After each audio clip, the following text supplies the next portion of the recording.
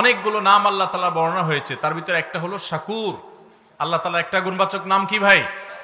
শাকুর মানে হলো যিনি বান্দা যে কৃতজ্ঞতা আদায় করে আল্লাহ তাআলা সেই কৃতজ্ঞতাকে অ্যাকসেপ্ট করেন, এবং আরেকটা অর্থ হলো বান্দা যে আল্লাহর ইবাদত করে আল্লাহ তাআলা তার বিনিময়ে দান করেন, অস্বীকার করেন না। যদি সে সঠিকভাবে ইখলাসের সাথে করে তো আল্লাহ তাআলা তার বিনিময়ে দান করেন। এটা হলো আল্লাহর জন্য, আল্লাহর শানে শুকরিয়ার অর্থ, যে আমরা যখন কোনো ভালো কাজ করব, ঈমান আনবো, আল্লাহ তাআলা কারোর কোনো ভালো কাজ নষ্ট করবেন না। অতএব এই শুকরগুজারি, কৃতজ্ঞতা আদায় করা এমন একটা ভালো কাজ যে স্বয়ং আল্লাহ রাব্বুল আলামিন তার জাতের একটা গুণবাচক নামই রেখেছেন শাকুর। তিনি কৃতজ্ঞ, তিনি অকৃতজ্ঞ নন। অর্থাৎ কেউ কোনো আমল করলে, কেউ কোনো ঈমান আনলে, কোনো ভালো কাজ করলে আল্লাহ তাআলা সেটা অস্বীকার করেন না। যথাযথভাবে সঠিকভাবে করলে আল্লাহ তাআলা সেই বিনিময় ঠিকই তাকে দান করে দেন। ভাইরা আমার, কোরআনে কারীমে আল্লাহ তাআলা নূহ আলাইহিস সালাম সম্পর্কে বলেছেন, ইন্নাহু কানা আবদান শাকুরা। নূহ আলাইহিস সালাম তিনি আল্লাহর কৃতজ্ঞ বান্দা ছিলেন, এমন মানুষ ছিলেন যে তিনি কৃতজ্ঞ। আপনারা নূহ আলাইহিস সালামের কথা জানেন। নূহ আলাইহিস সালাম পৃথিবীতে কত বছর বেঁচে ছিলেন জানেন? 950 বছর। কত বছর? 950 বছর। এটা এখনকার আলাপ না। এখন তো মানুষ এত বেশি বাঁচে না, 50, 60, 70, 80, 90, 100 বেশি মানুষ বাঁচে না, তাই না? নূহ আলাইহিস সালাম পৃথিবীতে কখন আসছে জানেন? নূহ আলাইহিস সালাম আমাদের নবী সাল্লাল্লাহু আলাইহি সাল্লামেরও হাজার হাজার বছর আগে আসছেন। কত হাজার বছর আগে আসছেন একমাত্র আল্লাহ ভালো জানেন। তবে নূহ আলাইহিস সালামের পর পৃথিবীকে আল্লাহ তাআলা পুনরায় নতুন করে সাজিয়েছেন, বিন্যস্ত করেছেন। এই পুরা পৃথিবীকে ধুয়ে মুছে মহাপ্লাবনে, বন্যায়, মহাবন্যায় গোটা পৃথিবীকে ডুবিয়ে নিমজ্জিত করে সব পৃথিবীর বেশিরভাগ মানুষ কুফরিতে নিমজ্জিত হয়েছে। একটা মিনি কিয়ামত দিয়ে গোটা পৃথিবীকে শেষ করেছেন। একটা বিশাল বড় জাহাজে নূহ আলাইহিস সালামের সাথে যারা ঈমান আনছেন হাতে গোনা কয়েকজন, তাদের সংখ্যা সম্পর্কে মুফাসসিরগণ অনেকে অনেকটা বলেছেন। সব মিলিয়ে 100-র নিচে ছিল তাদের সংখ্যা, এবং কিছু প্রাণীকুল জোড়ায় জোড়ায় আল্লাহ তুলতে বলেছেন। তাদেরকে ছাড়া বাকি সবাইকে শেষ করেছেন। নূহ আলাইহিস সালাম ইব্রাহিম আলাইহিস সালামেরও আগের, মুসা আলাইহিস সালামেরও আগের, ঈসা আলাইহিস সালামেরও আগের, দাউদ আলাইহিস সালামেরও আগের, সুলাইমান আলাইহিস সালামেরও আগের, আমাদের নবী সাল্লাল্লাহু আলাইহি সাল্লামেরও আগের, অনেক আগে। এই নূহ আলাইহিস সালাম 950 বছর নিজের জাতিকে দাওয়াতের কাজ করেছেন। এই যে একটু আগে বললাম, এলাকার মানুষের উপকার করলে অনেক সময় এলাকার মানুষ অকৃতজ্ঞ হয়, নাশুকরি করে, পারলে যে উপকার করছে তার আরো ক্ষতি করে। আছে না নাই এরকম নাশকর? সব যুগেই ছিল। এই নাশকরকারীরা নিজেদের কপাল পড়ে, আর কারোর কপাল তারা পুড়তে পারে না। নূহ আলাইহিস সালামের জাতিকে নূহ আলাইহিস সালাম যখন দাওয়াত দিয়েছেন ইসলামের পথে, তাদের উপকার করতে গেছেন তিনি, তারা উল্টা তার ক্ষতি করতে গেছে, তার কথা শুনতে চাই নাই। আল্লাহ তাআলা তাকে এত ধৈর্য দিয়েছেন, এত কিছুর পরও তিনি আল্লাহর শুকরিয়া আদায় করেছেন। অভিযোগ করে, আল্লাহর প্রতি অনুযোগ করে তিনি তার দাওয়াতের কাজ বন্ধ করেন নাই। তিনি বলেন নাই, আল্লাহ কাদের কাছে পাঠাইছো তুমি, এরা একটাও মানুষ না, কথা শুনে না। তিনি আল্লাহর শুকরিয়া আদায় কেমন করেছেন যে কোরআনে আল্লাহ তাআলা তাকে সার্টিফিকেট ইস্যু করেছেন, ইন্নাহু কানা আবদান শাকুরা। নিশ্চয় নূহ তিনি আল্লাহর কৃতজ্ঞ বান্দা ছিলেন। এত বড় পরীক্ষা নিয়েছেন, গোটা সমাজ তার উল্টা, গোটা সমাজ তার বিপরীত, এরপরেও আলহামদুলিল্লাহ বলতে ভুল করতেন। আমাদের তো একটু সামান্য বিপদ আসলেই আমরা অস্থির হয়ে, ব্যাকুল হয়ে, শুকরিয়া আদায় করা তো দূরের কথা, আল্লাহর ব্যাপারে আমরা অভিযোগ করি, ঠিক না ঠিক? নূহ আলাইহিস সালাম এত পরীক্ষা আল্লাহ তাআলা তাকে নিয়েছেন, সুবহানাল্লাহ, এত বিপদ, এত কষ্ট, এরপরেও আলহামদুলিল্লাহ বলেছেন, আল্লাহর শুকর আদায় করেছেন, তাই না? আইয়ুব আলাইহিস সালাম, কোরআনে আল্লাহ তাআলা তার আলোচনা বিভিন্ন জায়গায় করেছেন। এত অসুখ দিয়েছেন, এত কষ্ট, অসুখের যাতনা, কষ্টে ভয়াবহ একটা অবস্থা, দুর্বিষহ একটা পরিস্থিতির মধ্যে পড়েছেন। এত কষ্ট ছিল, এরপরেও ওই অবস্থায়ও আল্লাহর শুকরিয়া আদায় করতেন, আল্লাহর কৃতজ্ঞতা আদায় করতেন, অবনত হয়ে থাকতেন এবং বলতেন, রব্বি আন্নী মাসসানিয়াদ দুররু আনতা আরহামুর রাহিমিন। ও আমার রব, আমার অসুখ আমাকে স্পর্শ করেছে, অসুখ আমাকে পেয়ে বসেছে, আর আপনি তো সবচেয়ে বড় দয়াশীল, সবচেয়ে বড় অনুগ্রহকারী, আমার প্রতি রহম করেন। কোনো অভিযোগ নাই, আল্লাহর কাছে অনুনয় বিনয় করে দোয়া করেছেন। এই দোয়া করার পর আল্লাহ তাআলা তার অসুখ ভালো করে দিয়েছেন। আমাদের যে সমস্ত ভাই বোনদের অসুস্থতা কাটে না, তারা আইয়ুব আলাইহিস সালামের এই দোয়াটা পড়বেন, রব্বি আন্নী মাসসানিয়াদ-দুর ওয়া আনতা আরহামুর রাহিমিন। ও আমার রব, ও আমার পালনকর্তা, আমাকে অসুখে ধরেছে, আর আপনি তো সবচেয়ে বড় রহমশীল, সবচেয়ে বড় দয়ালু, সবচেয়ে বড় মায়ালু, আপনি তো অতিশয় দয়া করেন আল্লাহ, তার মানে আপনি আমার অসুস্থতা ভালো করে দেন। এই দোয়াটা আল্লাহর কাছে নিবেদন করবেন বিনয়ের সাথে, অভিযোগ না, অনুযোগ না, আল্লাহর কাছে শুকরিয়া আদায় করবেন, সবর করবেন। রব্বি আন্নী মাসসানিয়াদ-দুর ওয়া আনতা আরহামুর রাহিমিন। ভাইরা আমার, আল্লাহ তাআলা ইব্রাহিম আলাইহিস সালাম সম্পর্কে বলেছেন শাকিরান লিআনউমি, শাকিরান লিআনউমি। কি সার্টিফিকেট আল্লাহর তরফ থেকে, সুবহানাল্লাহ।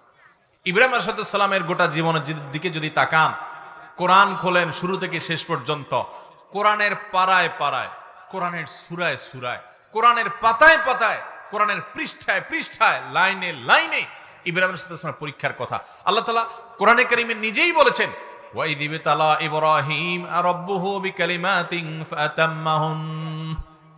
ইব্রাহিমকে তার রব আল্লাহ তাআলা কয়েকটা পরীক্ষা নিয়েছেন।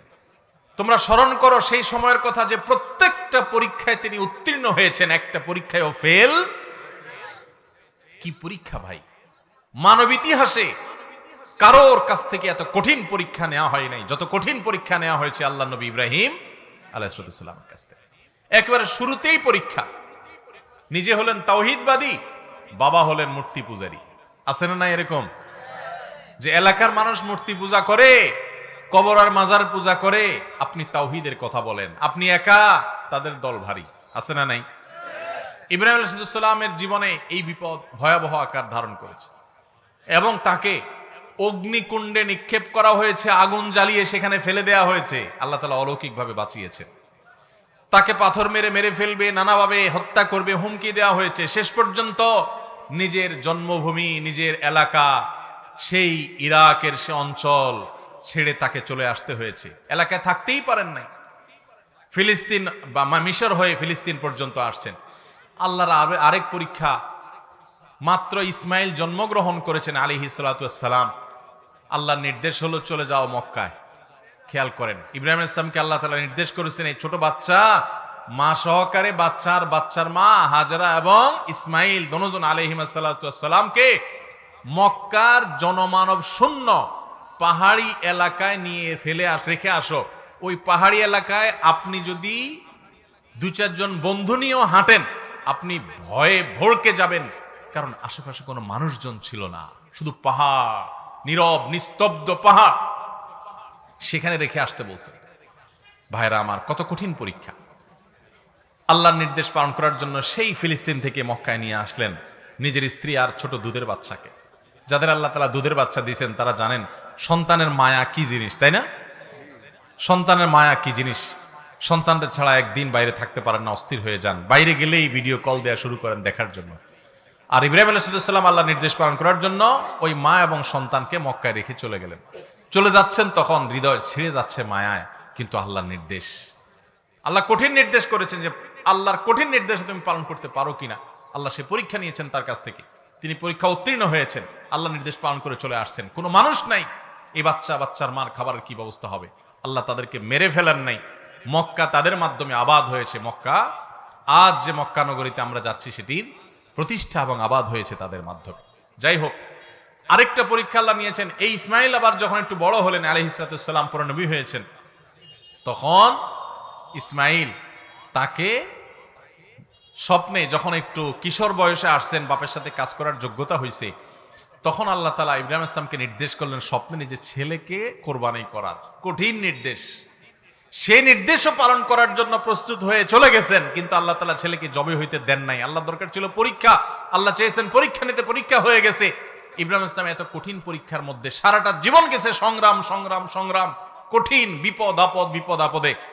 এত কিছুর পরও আল্লাহ তাআলা নিজে সার্টিফিকেট দিচ্ছেন তিনি কি ছিলেন, শাকিরান লিআনউমি, তিনি আল্লাহর সব নেয়ামতগুলোর প্রতি শুকর আদায় করতেন। সুবহানাল্লাহ। ভাইরা আমার, এইভাবে গোটা কোরআনে আপনি দেখবেন আল্লাহ রাব্বুল আলামিন আমাদেরকে শুকর আদায় করার, কৃতজ্ঞ মানুষ হওয়ার জন্য অনুপ্রেরণা দিয়েছেন, উৎসাহ দিয়েছেন, নির্দেশ দিয়েছেন। এবং কোরআনে কারিমে আল্লাহ তাআলা এও বলেছেন, লা ইন শাকারতুম লাযিদান্নাকুম, যদি তোমরা আমার শুকরিয়া আদায় করো, যা পাইছো এই পাওয়ার পর যদি শুকর আদায় করো, আল্লাহ বলেছেন নিয়ামত আমি বাড়ায় দিব। ওয়ালা ইন কাফারতুম ইন্না আযাবি লাশাদীদ, আর যদি আমার শুকরিয়া আদায় না করো, কুফরি করো, না শুকরি করো, তো মনে রাখবা আমার আযাব অত্যন্ত কঠিন, অত্যন্ত শক্ত। ভাইরা আমার, কোরআনে কারিমে বহু আয়াতে আল্লাহ রাব্বুল আলামিন এই শুকর সম্পর্কে বলেছেন। তায়াম্মুমের বিধিবিধান দিয়ে আল্লাহ তাআলা বলেছেন লাআল্লাকুম তাশকুরুন, তোমাদেরকে ওযু করতে না পারলে তায়াম্মুম বিকল্প ব্যবস্থা আল্লাহ তাআলা দিয়েছেন যেন তোমরা আল্লাহর শুকরিয়া আদায় করো। এবং আল্লাহ তাআলা বাতাস, মানুষ উপকার দিয়েছেন, উপকারী বাতাস, সেটা বর্ণনা কোরআনে দেওয়ার পর বলেছেন লাআল্লাকুম তাশকুরুন, যাতে তোমরা সেই নিয়ামত পেয়ে আল্লাহর শুকর আদায় করো। এবং আল্লাহ রাব্বুল আলামিন কোরআনে কারিমে আমাদেরকে এই পৃথিবীকে বসবাসযোগ্য করে দিয়েছেন, সে বিষয়ে আলোচনা করার পর বলেছেন যে এত কিছু পাওয়ার পর কালিলাম মা তাশকুরুন, তোমাদের মধ্যে খুব অল্প সংখ্যক মানুষ আল্লাহর ইবাদত করে। নবী করিম সাল্লাল্লাহু আলাইহি সাল্লাম আল্লাহর কাছে দোয়া শিক্ষা দিয়েছেন আমাদেরকে, আল্লাহুম্মা আইন্নি আলা যিকরিকা ওয়া শুকরিকা ওয়া হুসনি ইবাদাতিক। প্রত্যেক নামাজের পরে, 5 ওয়াক্ত নামাজের পরে এই দোয়া পড়া সুন্নাত, নবী সাল্লাল্লাহু আলাইহি সাল্লামের দোয়া। আল্লাহুম্মা আইন্নি আলা যিকরিকা ওয়া শুকরিক, আল্লাহ আমি যেন আপনার জিকির করতে পারি, আল্লাহ আমি যেন আপনার শুকর করতে পারি, আপনি আমাকে সাহায্য করেন। ওয়া হুসনি ইবাদাতিক, এবং আপনার ইবাদত যেন সুন্দরভাবে করতে পারি সেই তৌফিক দান করেন। এই দোয়াটা সবসময় পড়বেন, আল্লাহুম্মা আইন্নি আলা যিকরিকা ওয়া শুকরিকা ওয়া হুসনি ইবাদাতিক। আমার সাথে বলেন, আল্লাহুম্মা আইন্নি আলা যিকরিকা ওয়া শুকরিকা ওয়া হুসনি ইবাদাতিক। এর অর্থ হলো, আল্লাহ ও আল্লাহ, আপনি আমাকে আপনার যেন জিকির করতে পারি, আপনার যেন শুকর করতে পারি, আপনার যেন ভালোভাবে ইবাদত করতে পারি, সুন্দরভাবে যেন ইবাদত করতে পারি, আল্লাহ সে তৌফিক দান করেন। তাহলে এই শুকরিয়া আদায় করার তৌফিক আল্লাহর কাছ থেকে নবী সাল্লাল্লাহু আলাইহি সাল্লাম চেয়ে নিতেন। আল্লাহ আমাদের সবাইকে শুকরগুজার মানুষ হওয়ার তৌফিক দান করেন। ঈমানদার সুখে তো শুকর আদায় করবেই, দুঃখেও শুকর আদায়।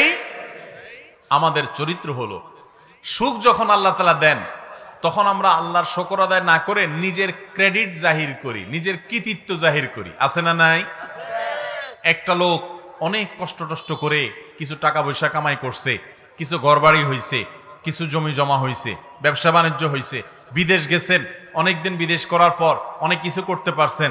যদি জিজ্ঞাসা করে কেউ, ভাই এত কিছু যে করছেন কেমনে, কিভাবে এত কিছু করলেন, তো অনেক লোক নিজের গল্প শোনানো শুরু করে। ভাই জানেন না, মাথার গাম পায়ে ফেলে আজ এ পর্যন্ত আসছি, এমনি এমনি আসি নাই ভাই। বলে কি বলে না? তার মানে আমি যা করছি, যা দেখছেন, এই সবগুলো আমার মাথার গাম পায়ের ফসল। আমার কথা হলো, ওরে ভাই, তোমার চাইতে আরো বহু বেশি কষ্ট করা মানুষ রাস্তায় এখনো ঘুরতেছে, কিছু করতে পারে নাই। আছে না নাই? অনেক লোক আছে যে 2, 5, 10 বছর বিদেশ করার পর অনেক কিছু করে ফেলছেন। আরে ভাই, আপনার চাইতে আরো বেশি দিন বিদেশ করার পর কিচ্ছু করতে পারে নাই এমন বহু লোক আছে না নাই? তাহলে শুধু পরিশ্রম দ্বারাই যদি হতো, তাহলে তার কেন হলো না? একজন কৃতজ্ঞ ঈমানদার তিনি এভাবে বলবেন না, তিনি বলবেন এগুলো সব আমার আল্লাহর দান। বাংলাদেশের প্রথম সারির একজন ব্যবসায়ী 1, 2, 3 যদি আনেন তো 3-এর মধ্যে পড়বে, আমি নাম বললাম না। এরকম একটা শিল্প প্রতিষ্ঠান এর মালিক, এরকম একটা গ্রুপ অফ কোম্পানির মালিক, তার সাথে একবার একটা যে কোনো একটা বিষয় একটা মিটিং ছিল।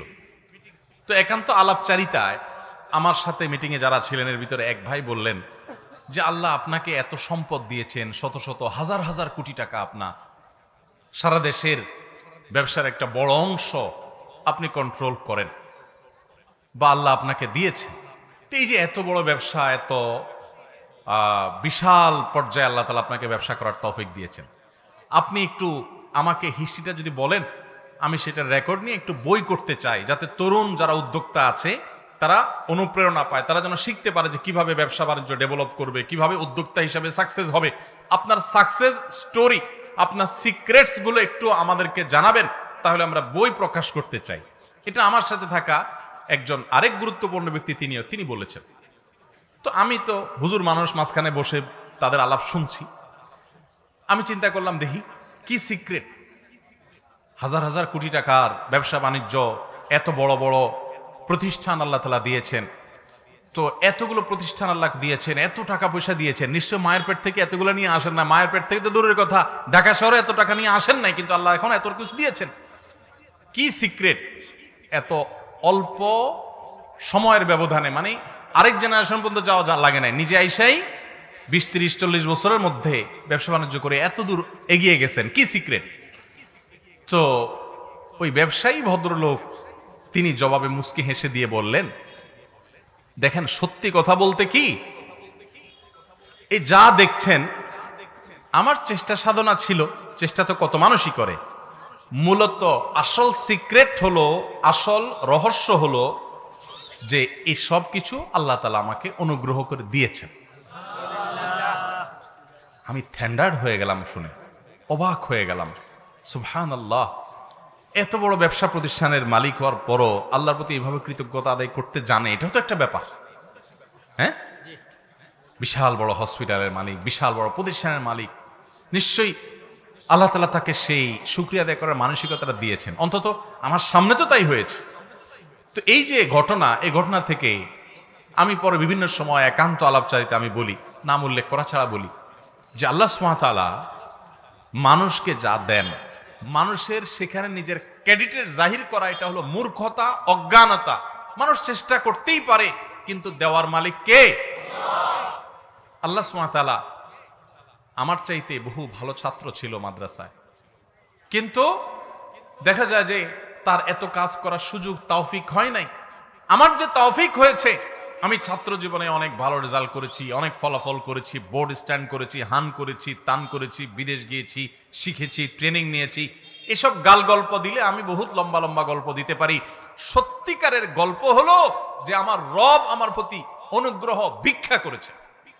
ঠিক আমি ঠিক? অতএব আল্লাহ যখন নেয়ামত দেন তখন অনেকে শুকর আদায় করতে পারে না। আল্লাহর নেয়ামত পায়া নাশকরি করে, আল্লাহর নেয়ামত পায়া আল্লাহর নেয়ামতের শুকর আদায় না করে নিজের ক্রেডিট জাহির করে। আছে না নাই?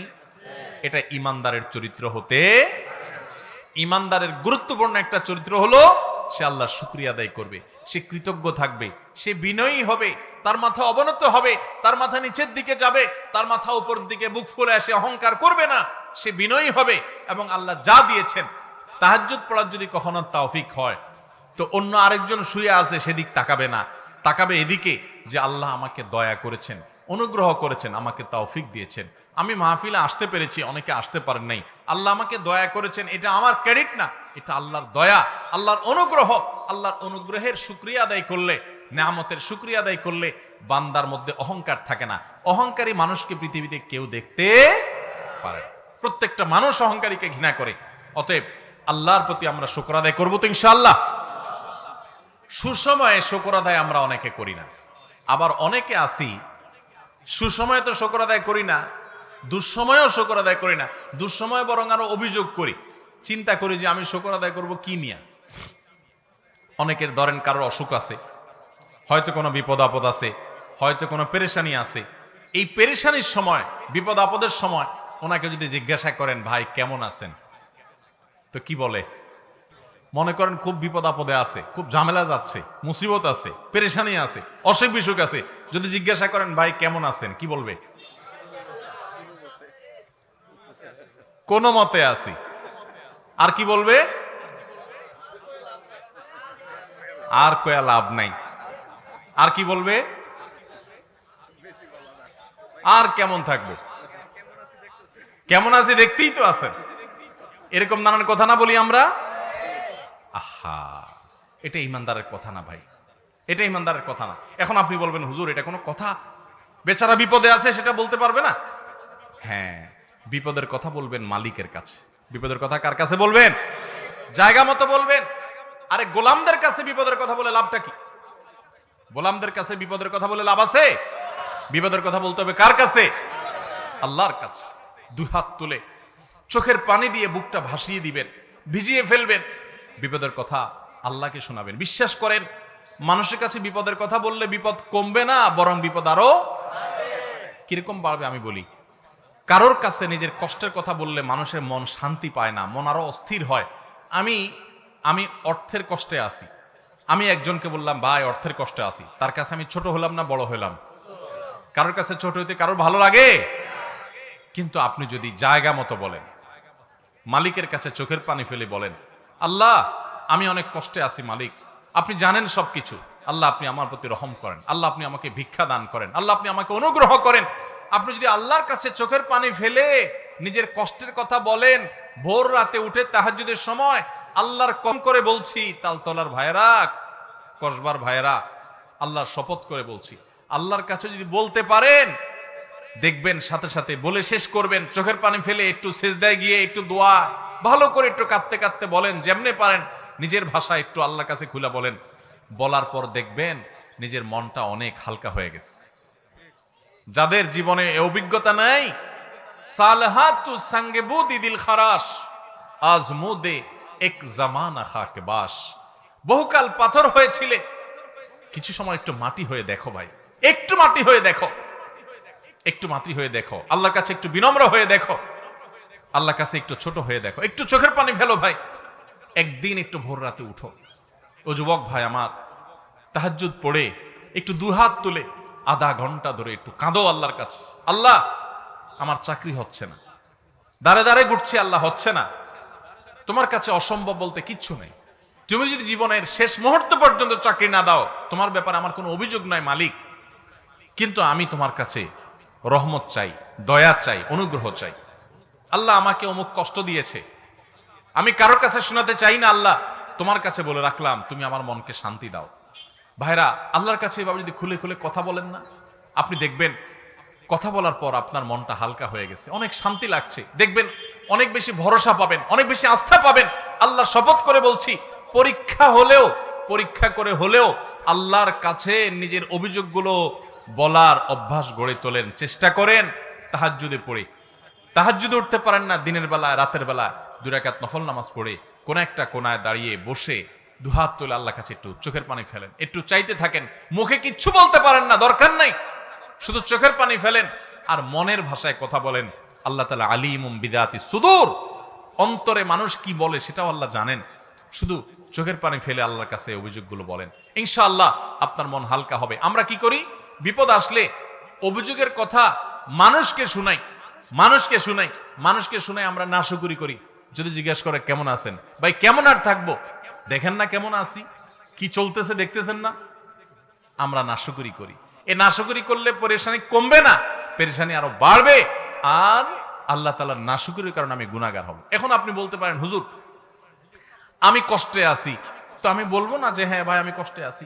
কষ্টে আছি বলাটা দোষের বিষয় না, কিন্তু ইমানদার কষ্টের মধ্যে থেকেও আল্লাহর শুকরিয়া আদায় করবে, কষ্টের মধ্যে থেকেও আল্লাহ।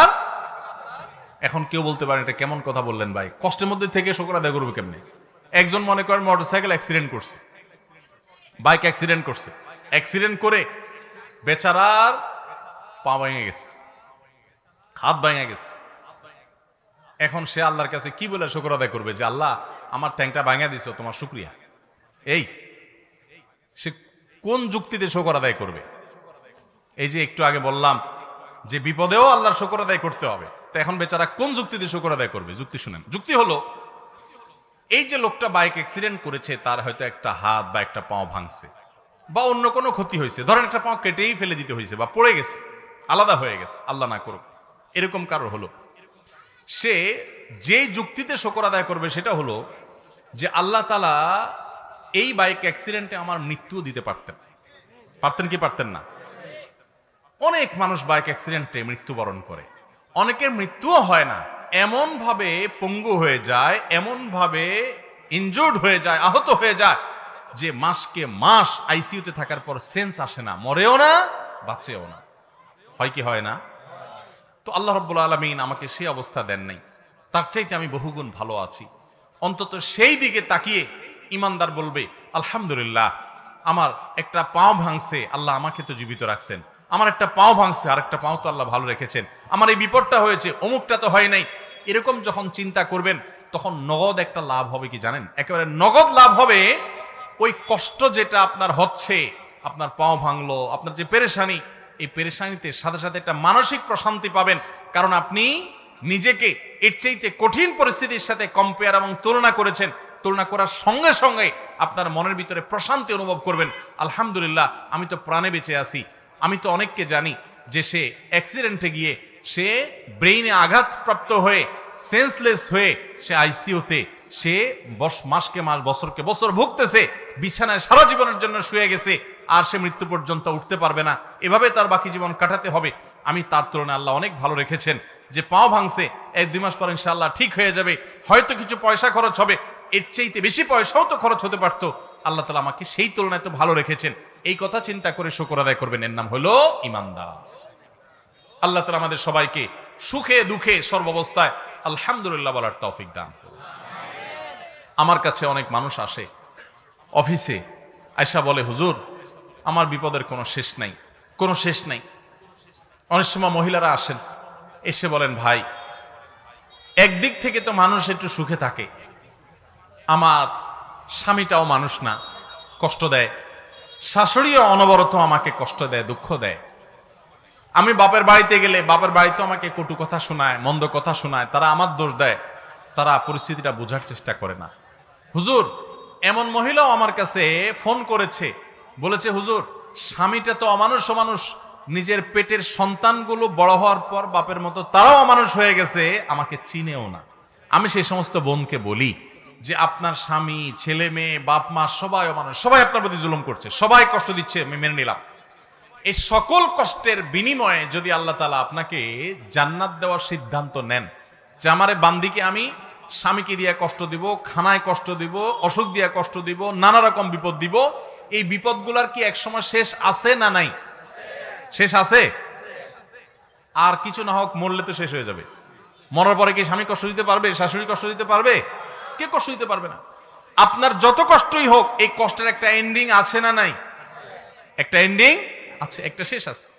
যদি আপনার কষ্ট শেষ হওয়ার পর আল্লাহ সুবহানাহু ওয়া তাআলা কিয়ামতের দিন আপনাকে বলেন, বান্দা তোমাকে অনেক কষ্ট দিয়েছি, বিভিন্নভাবে পরীক্ষা করেছি, তুমি সারা জীবন 40, 50, 60 বছর কষ্ট করেছো, এই 50 বছর টানা বহু দিক থেকে কষ্ট সহ্য যে করেছো, তার বিনিময়ে তোমাকে অনন্ত অসীম কালের জান্নাত, যেটা শুরু আছে শেষ নাই, সেই জান্নাত তোমাকে আমি ওই 40 বছরের কষ্টের বিনিময়ে দিয়ে দিলাম।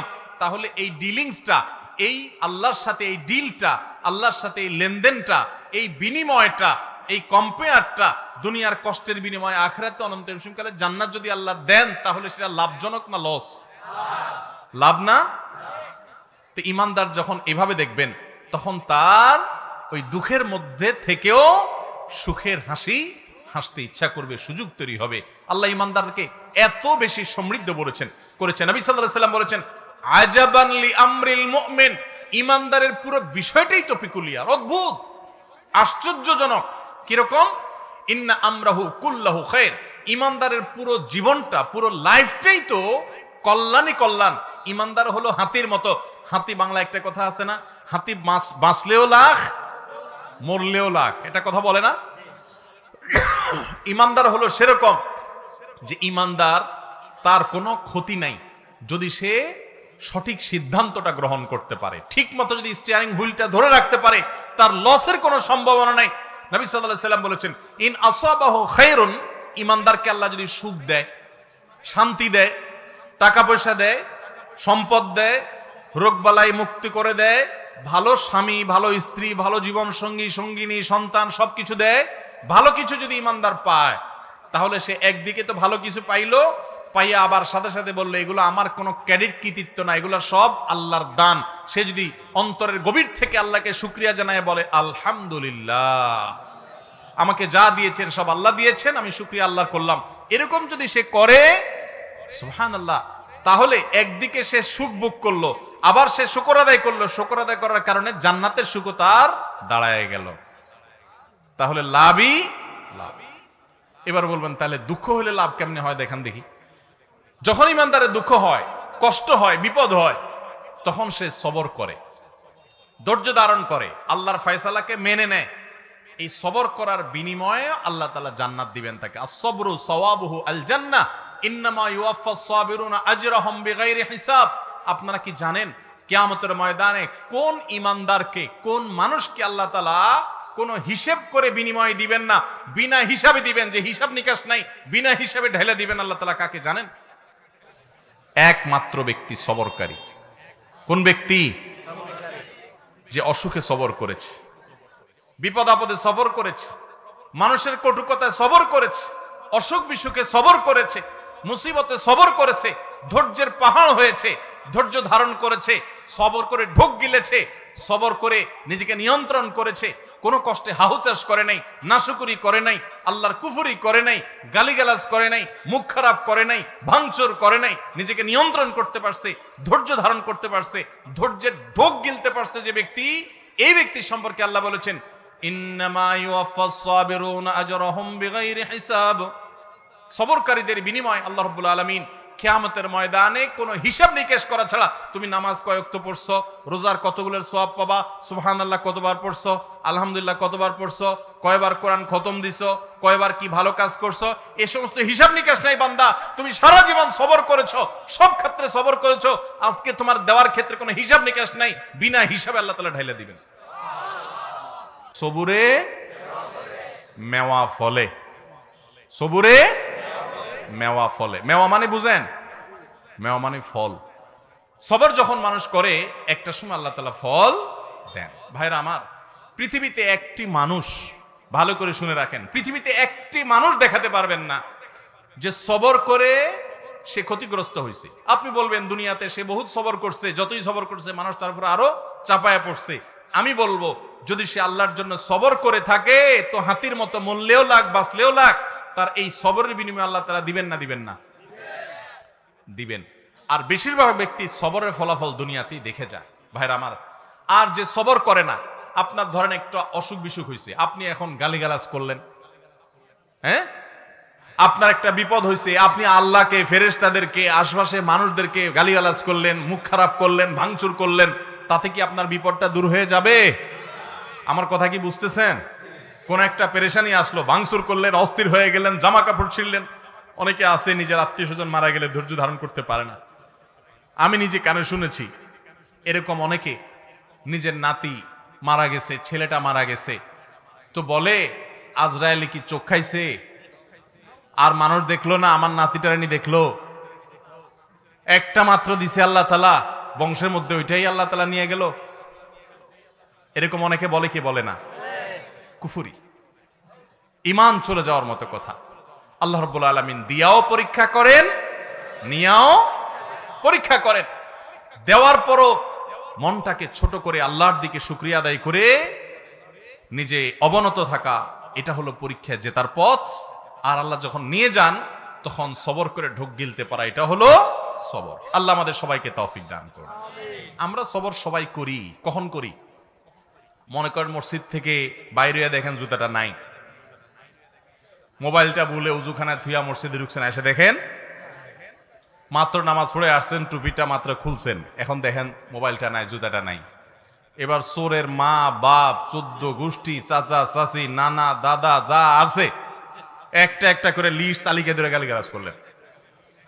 করে টোরে যখন দেখছেন হ্যাঁ গালিগালাজ করে তো লাভ নাই, চোর তো নিয়ে পালাইছে। এবার আর যখন কিছু করার নাই, গালিগালাজ করে টোরে মাথা যখন একটু ঠান্ডা হয়েছে, এবার বলতেছেন যাক আল্লাহ ভরসা, সবর করি, আর কি করব, আছে না নাই? সব গালিগালাজ দিয়া সাইরা এরপরে যখন দেখছেন হ্যাঁ হ্যাঁ গালিগালাজ তো দিলাম, লাভ তো হলো না, মোবাইল তো পাই নাই, বেটা তো নিয়ে পালাইছে। এবার আমরা শেষে বলি কি, যাক কি আর করা, আল্লাহ ভরসা। আরে চোর মোবাইল নিছে, আমার কপাল নিতে পারে নাই, থাক সবর করলাম। তো এটার নাম কি সবর? নবী করিম সাল্লাল্লাহু আলাইহি সাল্লাম বলেছেন ইন্নামাস সাবরু ইনদাস সাদমাতিল উলা। প্রথম ধাক্কা যখন আসবে, হঠাৎ করে শুনলেন বাপ মারা গেছেন, মা মারা গেছেন, ছেলেটা মারা গেছেন, অ্যাক্সিডেন্ট হয়েছে, বড় বিপদ হয়েছে, ওই সময় যদি নিজেকে ধরে রাখতে পারেন, দাঁত খিচে, না আমার মুখ দিয়ে কোনো খারাপ কথা বের হবে না, আমার আল্লাহ আমার পরীক্ষা নিচ্ছেন, আমি সবর করব। যদি নিজেকে নিয়ন্ত্রণ করতে পারেন, এর নাম হলো সবর। গালিগালাজ করে আর সব শেষ করে এরপরে বললেন যা কি আর করা, সবর করলাম, তো এর নাম সবর না, এর নাম 2 নাম্বারই। কথা কি বুঝতে পারছেন? অনেকেই আছে দেখবেন বাসায় গিয়া হয়তো কোনো একটা জিনিস উল্টাপাল্টা দেখছে, আচার বিচার ভাঙচুর করে এরপরে একাকার করে যখন দেখছে মাথাটা একটু ঠান্ডা হয়ে আসছে, এবার কয় যাক যা হয়েছে হয়েছে, যাক ভুলে যাও, আল্লাহ ভরসা, সবর করলাম, কি আর করা, আছে না নাই? এই 2 নাম্বারের নাম সবর।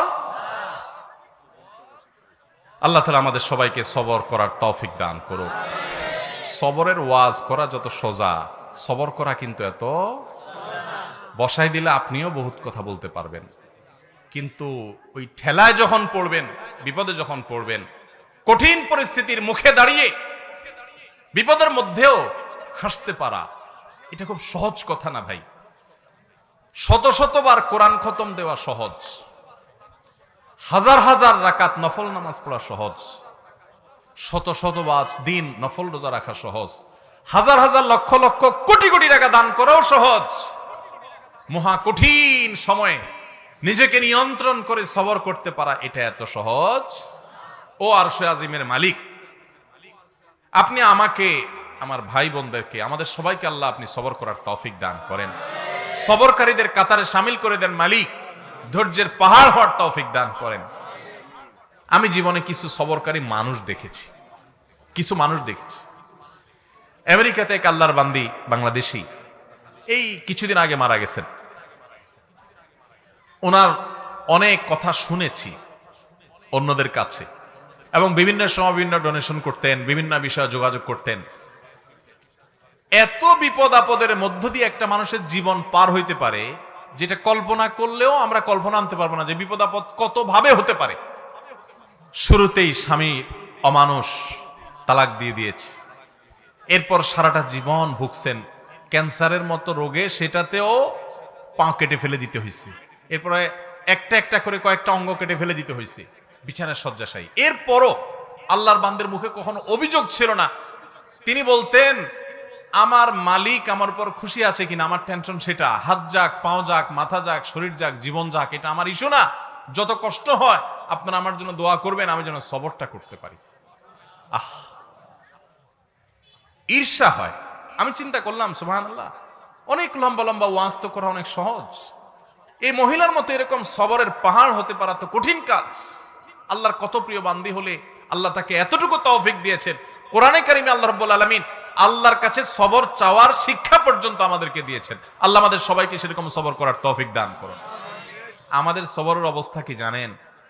পত্রিকায় কয়দিন পর পর দেখি বিয়ে বাড়িতে চিংড়ি মাছের সাইজ ছোট, সেজন্য 3 জন নাই। শুনেন না আপনারা? হ্যাঁ, দই নিয়ে একজন মারা গেছে বলে। আবার ওয়াজ করতেছি ব্রাহ্মণবাড়িয়ার মাটিতে বসে। আপনারা মন খারাপ করেন না, ব্রাহ্মণবাড়িয়া না, এই ব্যাপারে গোটা বাংলাদেশের সব জায়গার মানুষই কম বেশি আমরা বেসবর, ঠিক না ঠিক? ভাইরা আমার, কোন মুখে আল্লাহর কাছে জান্নাত দাবি করব বলেন?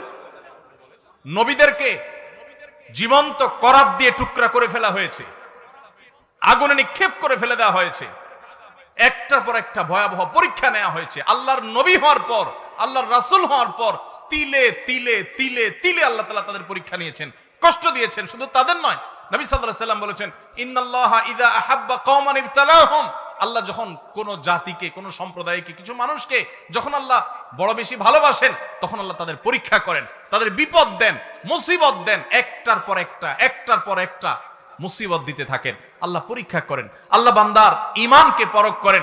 আমি কিছু মানুষকে দেখেছি, তারা বলেছে, ভাই নামাজ কালাম একসময় পড়তাম না, কই দিনকাল তখন এত খারাপ ছিল না, এখন নামাজ কালাম পড়া ধরছি, হালাল হারাম বাজ বিচার করা ধরছি, সুদ ছেড়ে দিয়েছি, ঘুষ ছেড়ে দিয়েছি, 2 নম্বর পথ ছেড়ে দিয়েছি, এখন দেখি ব্যবসা বাণিজ্য সব দিন দিন নাই হয়ে যেতেছে, সব পায়ের নিচ থেকে মাটি সরে যাচ্ছে।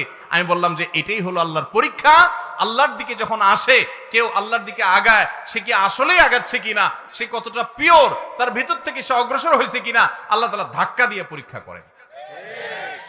ভাইরা আমার, চুলের থেকে নুন খসলে আমাদের হাত সামনে চলে আসে, ঠিক না ঠিক? টোটা সামনে চলে আসে, আমরা হাতা গোছানো শুরু করে দেই। এগুলা কোন ইমানদারের চরিত্র। নবী করিম সাল্লাল্লাহু আলাইহি সাল্লাম বলেছেন, সাহাবীদের সাথে একবার যাচ্ছিলেন উনি কোথাও, তো এক জায়গায় এরকম জটলা পেকে গেছে, জটলা পাকা দেখে নবী সাল্লাল্লাহু আলাইহি সাল্লাম জিজ্ঞাসা করলেন, কি হচ্ছে এখানে? বললেন যে ইয়া রাসূলুল্লাহ, এখানে কুস্তি চলতেছে, এক বীর, মারাত্মক শক্তি, তার সাথে কেউ পারতেছে না, যে আসতেছে একটার পর একটা সবগুলারে কাট করে ফেলা দিচ্ছে, তার সামনে কেউ পারতেছে না। তখন নবী করিম সাল্লাল্লাহু আলাইহি সাল্লাম বলেছেন, তোমাদেরকে কি আমি বলে দিব এই লোকটার চাইতে বড় বীর কে? এ তো বাহাদুর খুব, এর চাইতে বড় বীর, এর চাইতে বড় শক্তিশালী মানুষটাকে জানো? সাহাবীরা বলেন, ইয়া রাসূলুল্লাহ, অবশ্যই বলেন, এর চাইতে আবার শক্তিশালী মানুষকে আমরা তো জীবনে দেখি নাই, কে সে? তো নবী সাল্লাল্লাহু আলাইহি সাল্লাম বলেছেন, আসো তার সাথে পরিচয় করাই। এই লোকটা যে অনেক বেশি শক্তিশালী, সে অনেক বড় কুস্তিগীর, সে সব মানুষকে কুপকাত করে দিচ্ছে। এর চাইতেও বেশি শক্তিশালী, এর চাইতেও বড় বীর, বড় বাহাদুর হলো সে, যার মাথা যখন চরম রাগান্বিত হয়, মাথা যখন রক্ত যখন লাল হয়ে গরম হয়ে যায়, মাথা যখন তার হট হয়ে যায়, এই গরম হওয়ার পর, রাগ উঠার পর, চরম রাগের মধ্যেও যে নিজেকে ধরে রাখতে পারে, কন্ট্রোল করতে পারে, ডিলার মতো ছেড়ে দেয় না রাগ, যেখানে সেখানে যা তা করে পরে বেজ্জত হয় না, মুখ ছোট হয় না, নিজেকে যে নিয়ন্ত্রণ করতে পারে, এই লোকটা হলো এই কুস্তিগীর লোকদের চাইতে বড় বীর।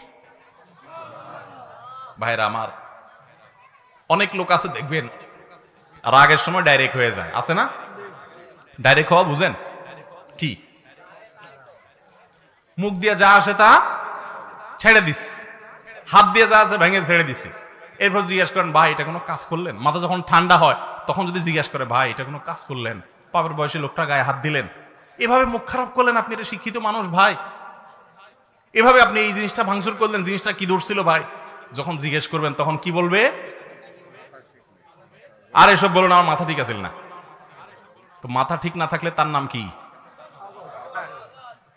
তার তো হসপিটালে থাকা উচিত। লজ্জাও হয় না যে সে আবার বলতেছে মাথা ঠিক আছিল না। মাথা ঠিক আছিল না মানে তুমি তো পাগল ছিল, এটা বলো যে আমি মেন্টাল। ভাইরা আমার, এইরকম মেন্টাল মানুষ আমাদের সমাজে ভরা, ঠিক না বে ঠিক? সমাজে ভরা। ডাইরেক্ট হয়ে যায় যে, এটা তো ডায়রিয়ার রোগীর মতো। ডায়রিয়ার রোগীর যখন ডাইরেক্ট হয়ে যায় তখন বেচারারা কন্ট্রোল নিজের প্রতি থাকে না, টয়লেট পর্যন্ত যাইতে পারে না, আগেই কাম সেরে যায়, ঠিক না ভাই ঠিক? তো যে ব্যক্তির রাগ আসার পর এটা ধরে রাখতে পারে না, কন্ট্রোল করতে পারে না, ছেড়ে দেয়, যেখানে সেখানে যা তা ঘটায় ফেলায়, এই ব্যক্তি হলো এই ডায়রিয়ার রোগীর মতো ডাইরেক্ট হয়ে গেছে, লুজ হয়ে গেছে। এই সমাজে টাইট মানুষ বেশি না লুজ মানুষ বেশি? এখন কি টাইট হবেন না লুজ হবেন? নিজের সঙ্গে সংগ্রাম করবেন যে না, যত কঠিন পরিস্থিতি আসুক আমার মুখ খারাপ হবে না, মুখ দিয়ে গালি বের হবে না, হাত ছুটবে না, আমি অন্যায় করব না, আমি নিজেকে কন্ট্রোল করব। আল্লাহ আমাদের সবাইকে সেই তৌফিক দান করুন। ভাইরা আমার, এরকম হট মেজাজি মানুষগুলো সুস্থ না অসুস্থ? এই অসুস্থ মানুষগুলো আবার নিজের রাগ নিয়ে অনেক সময় বড়াই করে দেখবেন। বলবে কি জানেন? আরে ভাই জানেন না, উল্টা পাল্টা দেখলে আমার মাথা ঠিক থাকে না, এরকম বলে না? বলার সময় ভাবসাব এমন যে উনি বিরাট বেটাগিরি জাহির করে ফেলছে, তাই না? যে উনি অন্যায় দেখলে ওনার মাথা ঠিক থাকে না। এই একই লোক সারাদিন আকাম করতেছে ঠান্ডা মাথা, নিজের অন্যায়ের বেলা ওনার মাথায় কোনো অসুবিধা, আরেকজনেরটা দেখলে শুধু মাথা কি হয়ে যায়? গরম হয়ে যায়। খবর নিয়ে দেখলে, টেস্ট করলে দেখা যাবে আমাদের বেশিরভাগই এই অবস্থা। আল্লাহ আপনি আমাদের সবাইকে সুস্থ হওয়ার তৌফিক দান করুন, আমাদের সবাইকে মুসলমান হওয়ার তৌফিক দান করুন। ভালো মুসলমান হলে শুধু নামাজ পড়লে আর ওয়াজ শুনলে হবে না, আর ওয়াজের মাহফিলে এসে ঠিক ঠিক শুধুমাত্র আপনি চিৎকার করলে হবে না। আপনাকে ওই বাজারে যখন মাথা গরম হবে, একটা জন উল্টা পাল্টা করবে, আস্তে করে নিচের দিক তাকায় থামতে হবে যে আমি এখন নিজেকে নিয়ন্ত্রণ করা পরীক্ষার মধ্যে পড়ে গেছি। আরে ওর মতো মানুষ আমার এত বড় কথা বললো, আমি একটু ধৈর্য ধারণ করি, সমস্যা কি? সমস্যাটা কি? তার মতো মানুষ আমাকে বলছে, তাতে আমার চামড়া খসে যায় নাই, আমি একটু সবর করি। এরপর যদি তাকে বলতে হয়, শাসন করতে হয়, মুখ খারাপ না করে সুন্দরভাবে বলে, যাতে কোনো অসুন্দর না হয়, চেষ্টা করবো না ইনশাআল্লাহ। আল্লাহ আমাদের সবাইকে ধৈর্যশীল মানুষের কাতারে শামিল হওয়ার তৌফিক দান করুন। অনেক বদমেজাজ, ধৈর্য সবর নাই, নামাজ এক গাদা পড়েন, তাসবিহ অনেকগুলো করেন, এই লোকের চাইতে ফরজ আমলগুলো করেন, কবিরা গুনাহ থেকে বাঁচেন, রাগের সময় নিজেকে কন্ট্রোল করতে পারেন, এই লোকের মর্যাদা আল্লাহর কাছে অনেক গুণ বেশি। সবর করবো তো ইনশাআল্লাহ। ভাইরা আমার, শুকরের আলোচনা করতে গিয়া এই সবরের কথা আসছে এবং সেখান থেকে রাগ নিয়ন্ত্রণের কথা আসছে। আল্লাহ তাআলা আমাদের সবাইকে শুকরগুজার মানুষ হওয়ার তৌফিক দান করুন। তো বলছিলাম যে আল্লাহ যদি কষ্টের মধ্যে রাখেন তখন সবর করতে পারা, এটা হলো শুকরিয়ার পথ এবং পদ্ধতি, যে আমি সবর করব নিজেকে এবং শুকর আদায় করব। আল্লাহ তুমি যে অবস্থা রেখেছো সেই অবস্থায় আমি শুকরিয়া আদায় করব। অনেক লোক আছে, আমার কাছে একজনে প্রশ্ন করেছে, ভাই আমার জীবনে আমি যা চাই তার উল্টাটা হয়, কোনোদিন আমি আল্লাহর কাছে কিছু চাইছি আর হয়েছে এটা হয় নাই ভাই। চাকরি চাইছি রাস্তা রাস্তা করছি, হয় নাই ভাই। বিয়ে করতে গেছি, যেখানে গেছি ওখানেই না বাধা আসছে। আমার জীবনে ভাই কেন এরকম বলেন তো? আমার কাছে প্রশ্ন দিস। তো আমি বললাম, ভাই আপনি যে সত্য কথা বলেন না, একটা ডাহা মিথ্যা কথা বলছেন, এর প্রমাণ আমার হাতে। কিরকম প্রমাণ? আমি বললাম, এই যে আপনি প্রশ্ন দিছেন, আমার লাইভ প্রশ্নোত্তর অনুষ্ঠানে শুক্রবার রাতে যেটা হয় 8টায়, আমার এই লাইভ অনুষ্ঠানে কোন সপ্তাহে মাসে 25 থেকে 30,000 প্রশ্ন আসে। 30,000 প্রশ্ন আসে 1 ঘন্টায়। আমি উত্তর দিতে পারি 60, 70, 80, 90, বড় জোর 100টা দেওয়া যায় না। 1 ঘন্টায় কয়টা প্রশ্ন উত্তর দেওয়া যায়? প্রশ্ন আসে 25-30,000, কখনো কখনো এভারেজে 15-20,000 সব সময় আসে। তো আমি বললাম যে 25-30,000 মানুষের কমেন্ট থেকে আপনার কমেন্টটা আমার চোখে পড়ছে, আল্লাহ ফালাইছেন, আমি সেটা পড়ছি, তাহলে আপনি তো সবচেয়ে সাকসেস মানুষ আমি দেখতেছি। আপনি একটু আগে বললেন, আপনার প্রশ্নের মধ্যে আপনি লিখলেন যে ভাই আমি জীবনে যা চাই জীবনে তার উল্টাটা হয়, আমার কথা কোনোদিন পূরণ হয় না। আমাদের এই লাইভ অনুষ্ঠান 212-13টা পর্ব হয়ে গেছে এ পর্যন্ত, 4-5 বছর ধরে লাইভ করতেছি। এমন বহু লোক আছে যে 4-5 বছর ধরে চেষ্টা করে, বেচারার প্রশ্ন আমার চোখে আসে নাই। বৃষ্টির মতো প্রশ্ন আসতে থাকে ফেসবুকে, নিতে পারি না। আপনার প্রশ্নটা আমার কাছে আসছে, ধরা পড়ছে, আমি পড়তেছি, উত্তর দিতেছি। আপনি তো সৌভাগ্যবান মানুষ ভাই। আমরা এভাবে চিন্তা করি না, আমরা সব নেগেটিভ চিন্তা করি। গ্লাসের অর্ধেক পানি, বলি যে ভাই আমার গ্লাসটা অর্ধেক খালি, দেখছেন কেন? আপনি এভাবে দেখতে পারেন না, মাশাআল্লাহ আমার গ্লাস অর্ধেক পানি আছে, অনেকের গ্লাসে একটুও পানি নেই। এভাবে দেখা যায় না? আল্লাহ আমাদেরকে এভাবে দেখার তৌফিক দান করুন। আপনার বউটার দেখেন রান্নাটা ভালো না, শুকর আদায় করেন আপনার বউটার চরিত্র ভালো। অনেকের বউর রান্নাটা মাশাআল্লাহ পারফেক্ট, কিন্তু চরিত্রটা নাউজুবিল্লাহ। তাহলে তার তুলনায় আপনি ভালো না খারাপে আছেন? অনেক মহিলারা অভিযোগ করে, হুজুর আমার স্বামীটা অমানুষ, একটাবার জিগায়ও না খাইছো কিনা। আমি বললাম পরকিয়া করে কিনা? কয় না সেটা করে না। আমি আলহামদুলিল্লাহ বলেন। আবার আরেকজন এসে বলে, হুজুর আমার স্বামীটা পরকিয়া করে, 2 নাম্বারই করে। আমি কই পিডে আপনারে? কয় না সেটা করে না। আমি আলহামদুলিল্লাহ পড়েন। ইমানদার সব সময় খুঁজবে যে শুকরিয়ার জায়গাটা কি।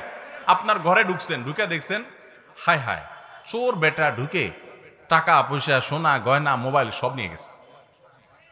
এখন দেখার পর খুব স্বাভাবিক, মানুষ হিসাবে চান্দিতে গরম হবেই, মেজাজটা গরম হবেই, মন তো খারাপ হবেই।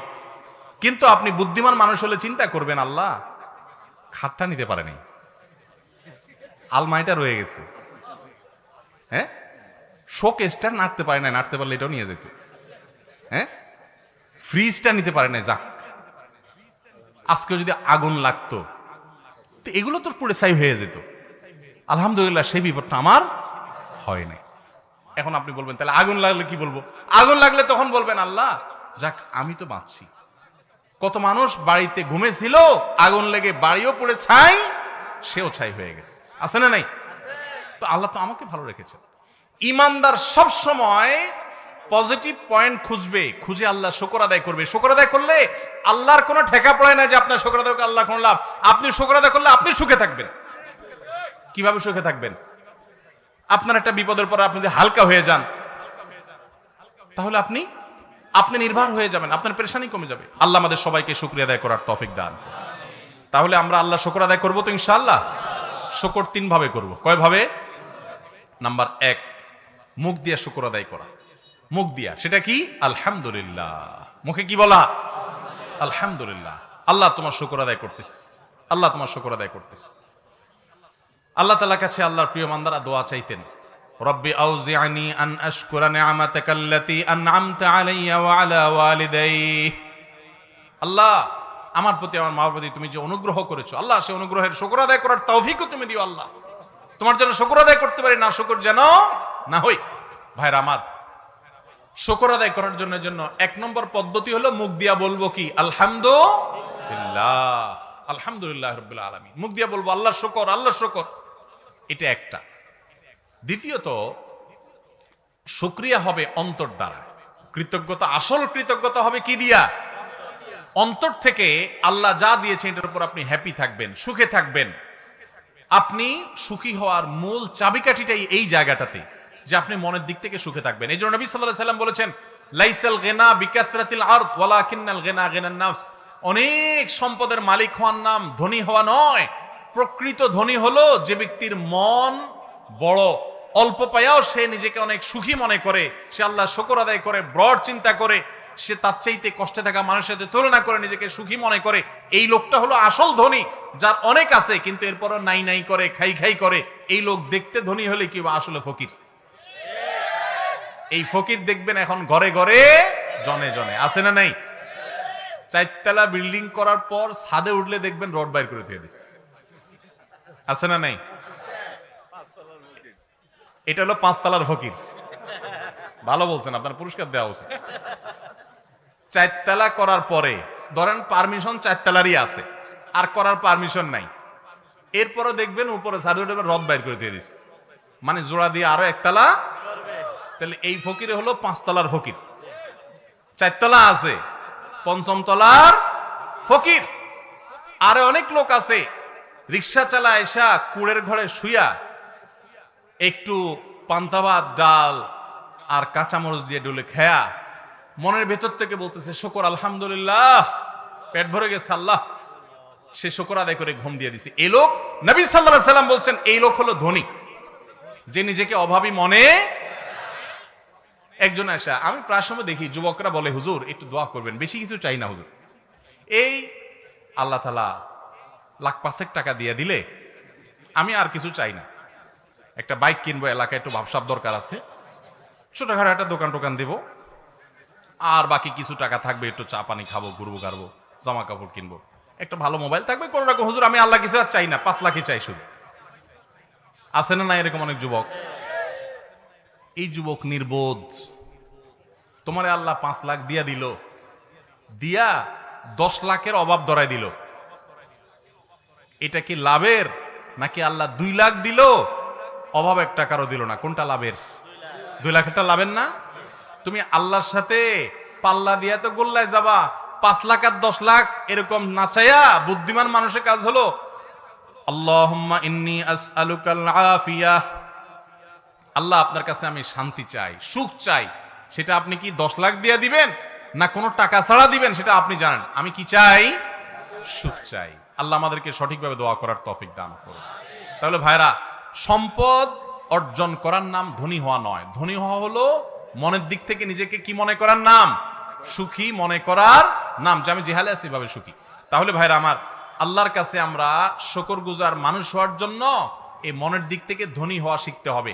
যত কষ্টে থাকেন, আপনার চেয়ে আরো কষ্টে থাকা মানুষের দিকে তাকায়া সবর করবেন, ঢোক গিলবেন। সবরে মেওয়া ফলবেই ফলবে, আজ হোক আর 2 দিন। এমনকি জীবদ্দশায় যদি না ফেলে, ইমানদারের তো হারাবার কিছু নেই, জান্নাত এবং আখিরাত আছে। আল্লাহ তাআলা এখানকার প্রত্যেকটা কষ্টের বিনিময় হিসেব করে করে যদি আপনি সবর করতে পারেন, তাহলে আল্লাহ আখিরাতে দিবেন। আর যদি গালিগালাজ করে শেষ করে বলেন যে যা কি আর করা, সবর করলাম, তো এই 2 নম্বর সবরের কোনো বিনিময় পাওয়া যাবে। আল্লাহ আমাদের সবাইকে শুকর আদায় করার তৌফিক দান করুন। এই শুকর আদায়ের মধ্যে আবার কিছু মানুষ আছে দেখবেন আল্লাহর শুকর খুব জোর করে আদায় করে, মাশাআল্লাহ, এটা তো ভালো, কিন্তু বান্দার শুকর আদায় করে না। আল্লাহরও শুকর আদায় করতে হবে, আবার বান্দারও শুকর আদায় কিভাবে সেটা? ধরেন আল্লাহ তাআলা আপনাকে অনেক সম্পদ করার তৌফিক দিয়েছেন, পড়ালেখা করে অনেক কিছু করতে পারছেন, যাই হোক কিছু একটা হয়েছে, আপনি তো প্রথম আল্লাহর শুকর আদায় করবেন, আল্লাহ তৌফিক দিয়েছেন সেজন্য। কিন্তু পাশাপাশি এই এতদূর যাওয়ার পেছনে যদি কারোর অবদান থাকে, তাহলে সেটাও স্বীকার করতে হবে যে এটা আল্লাহ আমাকে দিয়েছেন, অমুক আমাকে সাহায্য করছেন, তার উসিলা ছিল, তার চেষ্টা ছিল, আমি তার নেয়ামতের শুকরিয়া আদায় করি, এটা আপনাকে মুখে স্বীকার করতে হবে। আপনি যদি বলেন যে আরে আল্লাহই আমারে সব দিছে, আরে কেউ আমার জন্য কিছু করে নাই, তাহলে আপনি আল্লাহর শুকর আদায় করলেন না। এই শুকর আল্লাহ অ্যাকসেপ্ট করবেন না।